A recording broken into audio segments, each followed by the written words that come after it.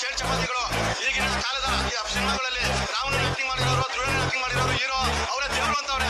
ಏನೇ ಮಾಡಿದವರು ರಾವಣ ಆಗಿರ್ಬೋದು, ದುರ್ಯೋಧನ ಆಗಿರೋದು ವಿಲನ್ನೇ.